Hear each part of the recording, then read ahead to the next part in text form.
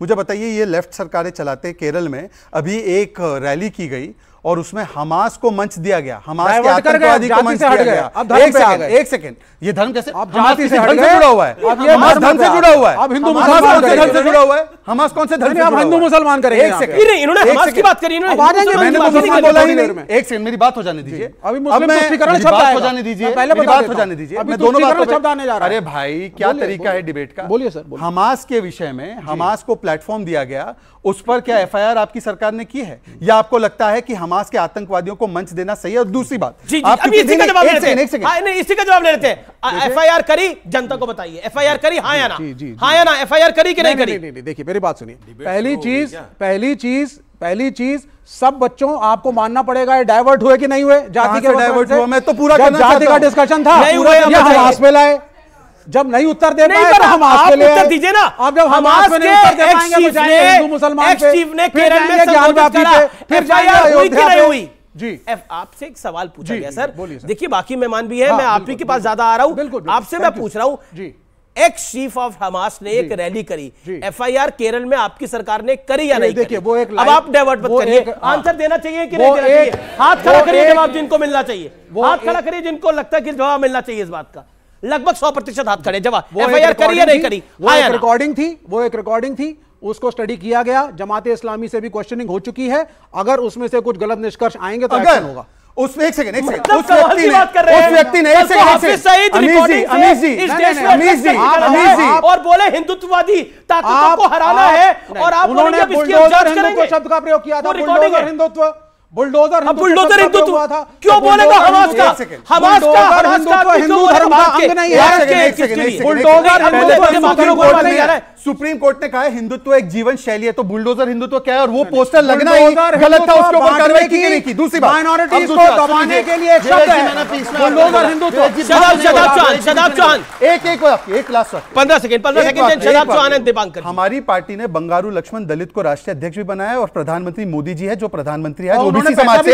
एक सेकंड, आप अपनी पार्टी घूमा तो आप कह रहे मोटे नोटों की गति भी थी भाई, तरीका नहीं है डिबेट का। विवेक जी तरीका नहीं है, विवेक जी तरीका नहीं है कि वो दलित थे, भाई विवेक जी तरीका नहीं है डिबेट का। उनकी मोटे विवेक जी तरीका नहीं है का नाम क्यों ले आए? मुझे लगता है कि मैं अपनी बात कर रहा हूं, मैं पूछ रहा हूं सीपीएम बता दे कि इनका कौन सा पॉलिट ब्यूरो का सेक्रेटरी जनरल कभी भी दलित रहा है, या मुझे एक नाम बता दे जो ओबीसी प्रधानमंत्री में इन्होंने सहायता दी। मैं 5 सेकंड नहीं आप बोले थे ना, ये जुगलबंदी नहीं चलेगी भाई।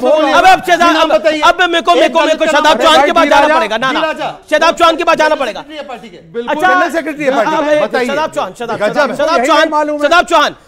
शदाब चौहान शफीकुर रहमान बर्क कहते हैं कि नफरत फैलाई जा रही है, तुष्टीकरण किया जा रहा है, ये इजराइल की तरफ से हो रहा है। और रशीदी साहब का बयान तो सुनी लिया है आपने, उन्होंने क्या बोला जो हमने चलाया। मैं आपसे जानना चाहता हूं, एक तरफ तो तुष्टीकरण की बात हो रही है और दूसरी तरफ बंटवारे की बात हो रही है, क्या आपको लगता है दोनों रणनीतियां सूट करती हैं आपके विचार को? पहले तो हम लोग हर तरह के वायलेंस को, वार को कंडम करते हैं, किसी को भी किसी पे भी जुल्म करने का अधिकार नहीं होना चाहिए, लेकिन फलस्तीन पर इजराइल ने कब्जा किया और पिछले 15 सालों से लगातार 33,000 बच्चों को मार दिया, 1.5 लाख लोगों को मर्डर कर दिया, इनोसेंट सिविलियंस का। कहां चले गए ह्यूमन राइट्स के चैंपियन? दूसरी बात, जब 7 तारीख को जो इंसिडेंट हुआ, वो यूनाइटेड नेशन के सेक्रेटरी जनरल ने कहा कि ये वैक्यूम में नहीं हुआ था, ये बदले की भावना में हुआ था। डेफिनेटली बच्चों की किलिंग जस्टिफाई नहीं होगी, लेकिन अमेरिका ने और इजराइल ने कहा बच्चों का कत्ल किया गया, बाद में यूएस ने उससे विड्रॉ कर लिया, फिर कहा गया रेप किया गया। मैं सवाल हिंदुस्तान के संदर्भ में पूछ रहा हूं, मेरा निवेदन है कि हिंदुस्तान के संदर्भ में रहे। मेरा कहना है कि एक तरफ तो हमास के नाम पर भी एका करने की कोशिश है और दूसरी तरफ बंटवारे की कोशिश है, उसका जवाब नहीं। अगर डायरेक्ट सवाल है, अगर हमास आएगा तो फिर भारत के साथ साथ जो जहां का विषय वहां का भी पूरी बात जानी चाहिए ना। पूरी बात यह है कि फलस्तीन के लोग अपने लेजिटिमेट राइट्स के लिए लड़ रहे हैं, और याद करिए उस दिन को जब अंग्रेजों ने भारत पे कब्जा किया और हमारे वीर बहादुर शहीद भगत सिंह को उन्होंने क्या कह करके पुकारा था, जब जब आक्रांताओं के खिलाफ वहां के लोग खड़े होंगे उनको आतंकवादी कहा जाएगा। वो अपने अधिकारों के लिए लड़ रहे हैं। और you compare Bhagat Singh with Hamas terrorist? Bhagat Singh ने किन औरतों को मारा था? आप क्या बात कर रहे हैं? आपने भगत सिंह से कैसे भगत सिंह को क्या कहा? भगत सिंह को क्या कहा? ऑब्जेक्शन है। भगत सिंह जी को क्या कहा अंग्रेजों ने? नहीं तो भगत क्या कहा? भगत सिंह थे ना, भगत सिंह जैसा कोई था ना, भगत सिंह जैसा कोई होगा आने वाले युग के अंदर। अंग्रेजों को इसलिए मैं कह रहा हूं, अंग्रेजों ने भगत सिंह के साथ आप हमास के आतंकियों मैंने हमास का नाम ही नहीं। फलस्तीन के लोग जो हैं अपनी आजादी के लिए लड़ाई लड़ रहे हैं, वो स्वतंत्रता सेनानी है, अपने अधिकार के लिए लड़ रहे हैं, जो कब्जा किया उनकी जमीन पर। किसी की आंख में आंसू नहीं है, उनके बच्चे नाम लिख रहे हैं वो अपने बच्चों पर कि मेरे बच्चे के ऊपर जब स्ट्राइक होगी, एयर स्ट्राइक, कहीं मैं कैसे जस्टिफाई करूं कि ये मेरा बेटा है। आज उन माओं के दर्द को हम नहीं समझ रहे। हर कोई भी उनकी माओं का दर्द समझने के लिए भारत में जातिवाद का जहर खोलना जरूरी है। हाँ, इसलिए सुनिए पूरी बात। हाँ। क्या आज तक कभी किसी ब्राह्मण ने मल उठाया है गांव में देहात में? अगर उठाया है तो एक का नाम बता दीजिए। वो काम सब दलितों से करवाओगे? एक भी दलित प्रधानमंत्री नहीं बना। स्वामी दीपांकर, भारत का एक प्रधानमंत्री दलित अब सर आपने 2 मिनट बोला, स्वामी दीपांकर, देन साजिद रशीदी, कोई और इंटरवेन नहीं करेगा। मैं दीपांकर जी आपके पास आता हूं। जगत गुरु राम भद्राचार्य जी, जिनके नेत्र नहीं है लेकिन जानी जान है, वो कहते हैं कि बिहार में खुलेआम जाति के आधार पर जनगणना कराकर हिंदुओं में भेद डालने का षड्यंत्र किया जा रहा है। यह कितना घिनौना हो गया है। जब साधु संतों को यह बोलना पड़ जाए तो हालात वाकई क्या बिगड़ रहे हैं?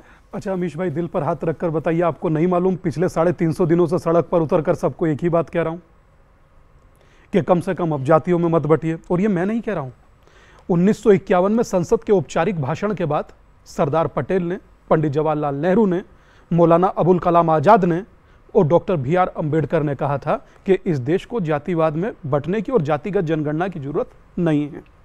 तो फिर जातिगत जनगणना बिहार में वो करा रहे हैं जो कथित गांधीवादी हैं, और कराया कब? 2 अक्टूबर में उसको दिखा रहे हैं दुनिया के सामने कि हमने देखिए जातियों में हिंदुओं को बांट दिया। कभी हिम्मत जुटाइए ना साथ दादा, कभी मुस्लिम में भी पिछड़ा अति पिछड़ा कीजिए, कभी ईसाई में भी पिछड़ा अति पिछड़ा कीजिए, कभी इन बच्चों को बताइए शिया सुन्नी बरेलवी देवबंदी अहले हदीस कमरिया घोसी गया ना, तेली अंसारी पसमानदा, इन्हें भी तो बताइए सर। सिर्फ हिंदू को ही बांटिएगा, ब्राह्मण बनिया जाट गुजर त्यागी यादव सैनिक क्यों? आप बटे हुए हो। Let me complete. आप बटे हुए। Let me complete. ब्राह्मणवादी व्यवस्था ने लेट मी कंप्लीट। पॉइंट तो सही है, आप उनकी बात से डिसएग्री करें तो बटे हुए तो हो दादा। मैं हिंदू तो जाति में बटा हुआ है। हाथ कंगन को आरसी क्या, पढ़े लिखे को फारसी क्या? हिंदू जातियों में बटा हुआ था, अब हिंदू एक होने की दिशा में चल रहा है। और ये मैं नहीं कह रहा हूं, ये अमीश बाबू, ये मैं नहीं कह रहा हूं, ये मेरे साथ जुड़े 47 लाख लोग कह रहे हैं। और मुझे गर्व है कि मैं 47 लाख लोगों को एक विचार के साथ खड़ा कर पाया। और छोड़ दीजिए, मैं नहीं जानता कौन बच्चा कहां से आया है। हिंदू होने में विश्वास रखते हो या जातियों में बंटने में? मैं भारतीय होने में विश्वास रखो। ये कोई बात ही नहीं है, भारतीय सब नहीं बंटो। ये काहे की बात आ गई? भारतीय अपने को मानो।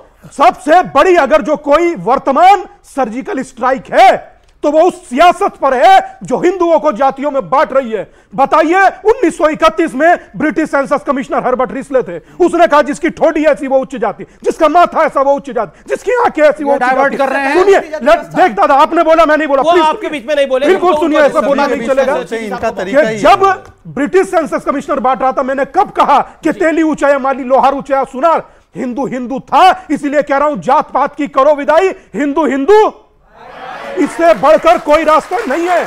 और याद रखिए, एक लास्ट बात कह दूं, जी 10 सेकंड, एक लास्ट बात याद रखिए कि मां भारती के शरीर के बिंदु